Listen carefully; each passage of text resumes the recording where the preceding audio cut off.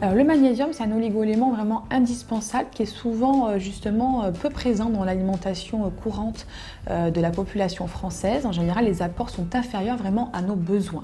Pourtant, il est indispensable notamment au métabolisme des glucides, des protéines et des lipides. Il a aussi un bon effet positif sur la santé cardiovasculaire, notamment sur l'hypertension, le cholestérol ou le risque d'infarctus. Le magnésium est nécessaire à la coagulation sanguine et il sert aussi à la construction des os avec l'action du calcium.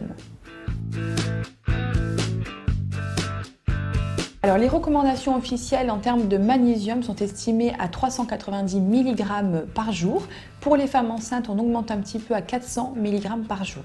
Et chez les enfants, les besoins s'élèvent à 240 mg par jour.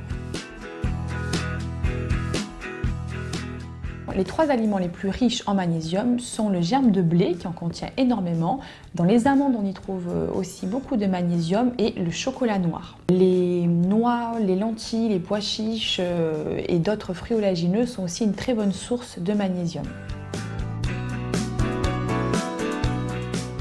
Alors, le problème d'une carence en magnésium, c'est que ça induit souvent du coup une carence en calcium. Alors, le signe d'un manque de magnésium se caractérise par différents symptômes, notamment par des crampes du mollet, par des fourmillements au niveau des pieds, des mains, par aussi des contractions musculaires. Ça peut se traduire aussi par une irritabilité, par une peur, une sensibilité au bruit également.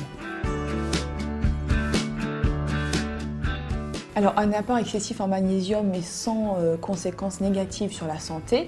Néanmoins, il est quand même conseillé de ne pas dépasser un seuil de sécurité qui est à peu près de 350 mg par jour en plus de l'apport courant. La prise de magnésium est très importante et les besoins donc doivent être comblés dans certaines situations comme les sports de haut niveau, en période de croissance, donc chez les enfants et adolescents, et aussi en période de grossesse et d'allaitement.